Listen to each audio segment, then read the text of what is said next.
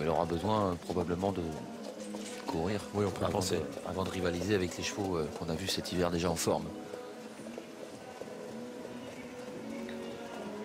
C'est le 4 Coffee Look des Ham qui est le favori de la course. Une course qui, dans le passé, a été remportée par un Seguin El Mabon, un très bon cheval d'Isereux, Vénosque de Minel, ou encore Royal Dream en 2011. Qui avait dû remporter l'hiver suivant le prix d'Amérique. Il avait gagné à 6 ans, je crois, cette course-là à 6 ans. Il a gagné le prix d'Amérique à 7 ou à 8 il a gagné le prix d'Amérique 2013, donc deux hivers plus tard. Il avait gagné à 8 ans. Allez messieurs, je suis avec Bart de Grave, le fils de Monsieur de Grave, l'entraîneur de Cyriel Latome qui va porter le numéro 4. Il a laissé des regrets lors de sa dernière course? Oui, quand même. Il était encore plus trop frais, je pense, dernier tournant, où ce qu'il fait la faute. Mais il travaille bien, le cheval. Et aujourd'hui, je pense, pour une bonne place. Oui, il a déjà fait des belles choses en course. Oui, quand même. Oui, surtout ici, allez, ouais. C'est un cheval fort dur. Et, ouais. 2700 mètres, donc pas de problème. Est-ce que la piste aujourd'hui, qui est un petit peu fausse par endroit, peut l'embêter? Je pense pas pour lui, non. Peut-être même un avantage pour lui. Comme il est dur, ouais. Eh ben, bonne course alors, merci Bart. Voilà, il fait partie bien sûr des potentiels lauréats de cette compétition, ce fils d'Othello Piergi, Cyriel Latome, qui est proposé à la cote de 3 contre 1, associé à Eric Raffin, qui a déjà eu l'occasion de le driver à plusieurs reprises. C'est vrai qu'il a du fond, ce cheval-là. Il n'a pas été battu par n'importe qui cet hiver, hein. Une défaite face à Cashmaker où il prenait la 2e place. Ensuite, il y avait une 3e place derrière Captain Sparrow et Carlo de Carcy. Ouais. S'il fait sa course, ça devrait aller de bonnes lignes. Allez, on écoute Anthony Barrier qui va nous parler du favori. Anthony, vous le connaissez bien, hein, ce Coffee Look des Ham qui va porter le numéro 8 dans cette épreuve. En mesure de confirmer son dernier succès ou pas? Bah ouais, c'est vrai que le jour c'était bien, le cheval a remonté en puissance gentiment, et l'autre jour je pense qu'on a presque vu le vrai Coffee, donc voilà, son bon niveau est revenu, maintenant il faut que ça se passe bien. Pas beaucoup de partants, on peut craindre une course tactique, lui il peut adopter toutes les tactiques? Ouais, bon, c'est un petit cheval de train, donc s'il n'y a pas de train il peut le faire, c'est pas un problème. Voilà, après la piste est quand même sale, il faut doser l'effort, faut pas trop brûler de cartouche les premiers kilomètres je pense, mais non, sur la forme et la qualité qu'il a, il a son mot à dire. Et justement, on le voit ferré hein, sur le programme. Qu'est-ce qu'il a sous les pieds? C'est ça qui inquiète un petit peu tout le monde aujourd'hui? Bah, ouais, il a un petit talus. L'autre jour, il a une petite plaque. La piste était très bonne. Et voilà, on a enlevé la plaque pour pas que ça fasse ventouse. On a juste laissé le petit talus comme il était l'hiver dernier. Et il avait de très bonnes références avec ses petits fers. Voilà, ça va pas être un désavantage pour lui, je pense. Merci Anthony. Voilà, faut juste qu'il ait bien digéré la course, hein, parce que il a quand même trotté moins de 13 l'autre jour sur grande distance, ce qui n'est pas anodin. Allez messieurs, des petites infos concernant Callan Glanel numéro 1. C'est le faible nombre de partants hein, qui a fait rattraper le forfait à Alexis Garando. Ça paraît compliqué, hein. Le cheval a besoin de reprendre le contact avec la compétition, donc pour aujourd'hui on va simplement le regarder courir. Attention au numéro 3, Cocktail Julino. Son entourage a eu peur un petit peu des intempéries, donc le cheval est arrivé hier soir hein, sur l'hippodrome de Vincennes. Pas de soucis, il a bien voyagé, il a bien récupéré. Il a effectué également un hit qui était assez plaisant tout à l'heure. Il mériterait quand même de gagner sa petite course parce que c'est vrai qu'on l'a vu assez régulier tout au long de l'hiver. Donc on en attend un très bon comportement associé à Mathieu Abrivard. Et puis concernant Candidat d'Ortige, le numéro 10, Mathieu Maudier qui lui est associé a bien aimé son comportement tout à l'heure au moment du 8 et pense qu'il a une belle carte à jouer ici. Oui, c'est un cheval régulier qui est confirmé dans ce genre de lot, un Candidat d'Ortige. Et puis quel engagement, il est vraiment au plafond des gains aujourd'hui. C'est vrai que c'est une belle course pour lui. Plusieurs courses, il a couru plusieurs fois dans l'hiver, hein, c'est sa 7e tentative, il n'a pas encore pu gagner. Sa dernière victoire remonte au mois d'août. Voilà, il fait partie donc de ceux qui peuvent viser les premières places, à juste titre, ce Candidat d'Ortige.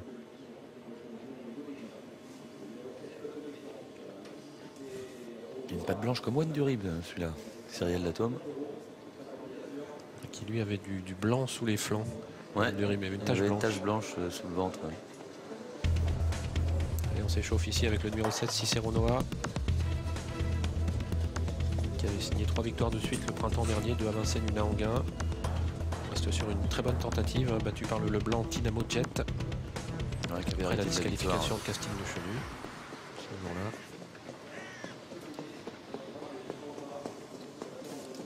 Il avait été très bon également le 28 décembre, puisque c'est lui qui avait mené la chasse derrière Klingem, qui avait pris beaucoup de champs avec ses adversaires. Pas une chose facile, ça. Non, et il n'avait pas molli, hein, il avait pris quand même la 4e place. Bon, après il y avait eu une fausse course. dans le quintet du 15 janvier.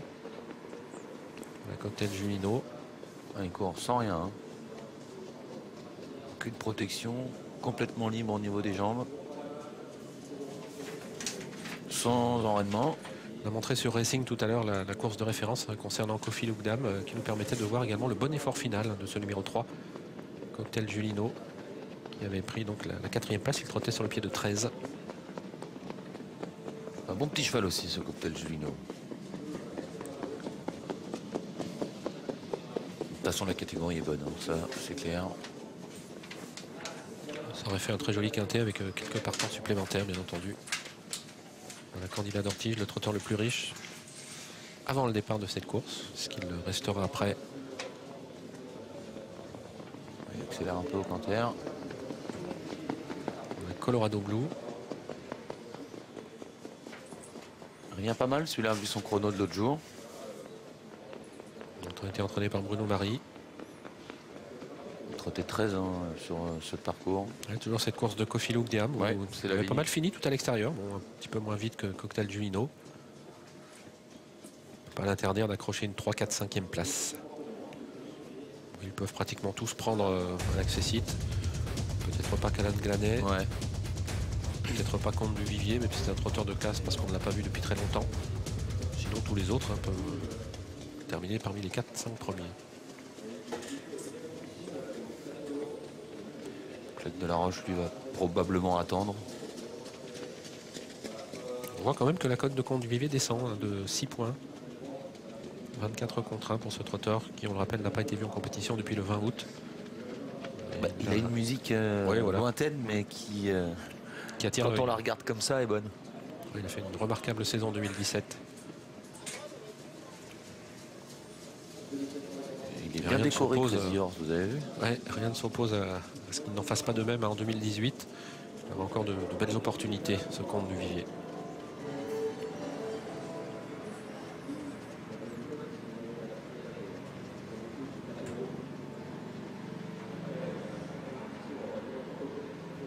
Elle est sans doute l'une des plus belles sur le plan sportif cet après-midi.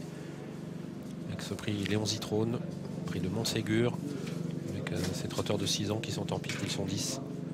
Le favori, c'est toujours le numéro 8, Kofi Lugdam, à 2 contre 1. Clyde Delaroche, 5 contre 1. Le numéro 4, Cyriel Datom, 3 contre 1. Le 3, Cocktail Julino, 5 contre 1, chacun les siens. Et on va partir dans quelques instants pour un voyage de 2700 mètres sur la grande piste. Toutes les courses aujourd'hui se disputant sur la grande piste, on vous le rappelle. Alors, je vous déconseille de toute façon de prendre la petite piste. Oui. Parce que là, il faut des skis. Et en Suède, on court sur la neige l'hiver. Il faut de falloir des fers peut-être spéciaux. Oui, j'imagine qu'ils ont des fers qui s'adaptent à la neige. Mais j'ai souvenir d'avoir déjà vu des courses sur la neige ici. La piste était toute blanche. Ouais. Une fois, Saga de Boléro, je crois, il avait gagné un quintet. Puis, ça avait été, on avait couru les 2 premières et ensuite on avait annulé la réunion. Ouais, tout était blanc. Il était tombé peut-être 20 ou 30 cm en l'espace de 2 ou 3 heures. C'était encore plus impressionnant que les chutes de neige qui ont eu lieu il y a 2 jours. Allez, sous les ordres pour la 5e. Favori à l'extérieur. Les concurrents voltent pour le prix de Montségur, prix Léon Zitrone. Faux départ. Colorado Blue était très bien parti. Clyde Delaroche aussi. Et on discute dans le peloton. Pierre-Marc Ruiz qui disait il a volté avant que je volte. Je ne sais pas de qui il parlait. Je me demande s'il ne parlait pas à Brian Coppens qui mène Colorado Blue. Brian Coppens qui est au service d'ailleurs de Pierre-Marc Ruiz. C'est soit Colorado Blue, soit Pierre-Marc Ruiz, non? Soit 2, soit 7. À moins qu'il ne s'agisse... ça ressemble à ça. À moins qu'il ne s'agisse d'un accrochage, mais on n'a pas vu grand-chose. On a confirmation de tout cela. Ah, problème technique. Donc, ils ont eu du pot. Ce qu'on rappelle qu'un reprise de départ, un déclenchement d'un faux départ, c'est systématiquement 2 jours de mise à pied.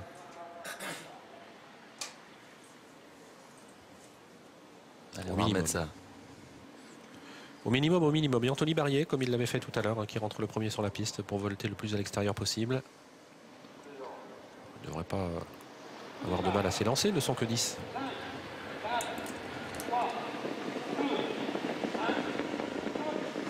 Le départ est validé pour le prix Ségur, prix Léon Zitrone. Excellent départ côté corde de Cocktail Julino. En pleine piste, le numéro 2 Colorado Blue s'élance très bien avec également Cicero Noah ou encore Clyde de la Roche et Calin Glanet. Le favori Kofi Luke Deham est parti à sa main et est placé à l'arrière du peloton par Anthony Barrier et dans le sillage de Comte du Vivier en dernière position. Serial d'Atome, le 4. Et on va dans quelques instants sortir du premier tournant sous la conduite de Colorado Blue, le numéro 2, l'un des outsiders de cette compétition, qui est suivi par Cocktail Julino, alors qu'à l'extérieur se trouve le numéro 7 Cicero Noah, Clyde de la Roche qui vient ensuite, avec également côté corde Crazy Horse qui est en 5-6e position, accompagné par Calin de Glanet. À l'extérieur se rapproche le favori Kofi Luke Deham après avoir assuré le départ. Il vient maintenant à mi-peloton, à l'extérieur justement de ce peloton. Colorado Blue à l'avantage pour passer devant les tribunes. En deuxième position, quasiment à sa hauteur, Cicero Noah, accélération de Clyde de la Roche, le 9. Alors qu'à la corde, il y a toujours Cocktail Julino qui est bien placé devant Crazy Horse. Au sein du peloton, Las Calin Glanet. À l'extérieur, Serial d'Atome qui accélère à son tour alors que Kofi Luke Deham est resté à l'arrière. Il précède Candidat d'Ortige qui trotte en dernière position. Clyde de la Roche qui a donc pris la direction des opérations, mais on se rapproche maintenant avec Cicero Noah dans un premier temps et surtout à l'extérieur Serial d'Atome, le numéro 4 qui va éventuellement tenter de se rabattre dans le bas de la descente. Ils sont suivis tout près également par Calin de Glanet, alors que côté corde, nous avons toujours en bonne place Colorado Blue qui trotte en 3e, 4e position, précédant encore Crazy Horse, Comte du Vivier le rentrant, fermant toujours la marche avec Candidat d'Ortige et Kofi Luke Deham. Ils sont en bas de la descente. Serial d'Atome est venu en tête. En deuxième position, Cicero Noah devant Clyde de la Roche. Colorado Blue qui est en 4e position à la corde devant Cocktail Julino. Calin Glanet est né au vent. Dans son sillage, le favori Kofi Luke Deham précède Candidat d'Ortige. Kofi Luke Deham qui se décale et qui va passer Calin Glanet et se rapprocher petit à petit, né au vent. Il est toujours à l'arrière pour le moment. Anthony Barrier qui prend ses responsabilités avec le favori Kofi Luke Deham qui se rapproche maintenant, mais il doit progresser pour l'instant, né au vent, car devant on est en file indienne avec toujours en tête ce numéro 4 qui mène, Serial d'Atome, avec toujours en 2e position dans son sillage Cicero Noah, le numéro 7, Clyde de la Roche toujours en 3e position, précédent Colorado Blue, et Kofi Luke Deham qui poursuit son effort, qui l'amène au kilomètre en 4e position. C'est un kilomètre, en tête toujours Serial d'Atome devant Cicero Noah, Clyde de la Roche qui s'est décalé un peu, à la corde toujours Cocktail Julino, à l'extérieur Candidat d'Ortige qui a accéléré dans son sillage le favori Kofi Luke Deham qui est un petit peu actionné, il semble avoir un coup de mou alors qu'au centre Colorado Blue qui est assez bien placé, est un peu enfermé devant Calin Glanet, Crazy Horse. Et on est dans le haut de la montée, on va vite à cet instant du parcours avec Serial d'Atome qui a l'avantage. Eric Raffin se retourne avec Candidat d'Ortige qui est venu maintenant en 2e position à hauteur de Cicero Noah. En 4e position Cocktail Julino avec également Clyde de la Roche. Kofi Luke Deham qui reste un petit peu en suspension à l'extérieur, qui va tenter de progresser mais c'est compliqué. Il reste moins de 500 mètres à parcourir. Kofi Luke Deham qui doit faire les extérieurs. En tête Serial d'Atome à l'avantage. En 2e position le numéro 7 Cicero Noah avec à la corde Cocktail Julino devant Candidat d'Ortige, alors que Kofi Luke Deham va tenter de se relancer avec le numéro 2 Colorado Blue qui est lancé à l'extérieur, entrée de la dernière ligne droite. Serial d'Atome qui a l'avantage et qui tente de se détacher. Cicero Noah est 2e et lutte avec Cocktail Julino. Candidat d'Ortige vient un peu plus loin devant Kofi Luke Deham, mais c'est Serial d'Atome qui a toujours l'avantage. Cocktail Julino qui accélère maintenant et qui vient prendre le meilleur. Cocktail Julino, Serial d'Atome pour la victoire. Cocktail Julino, le numéro 3 qui va enlever sa course. 2e place pour le 4 Serial d'Atome. Cicero Noah prend la 3e place en retrait devant soit le numéro 10 Candidat d'Ortige, soit le numéro 2 Colorado Blue.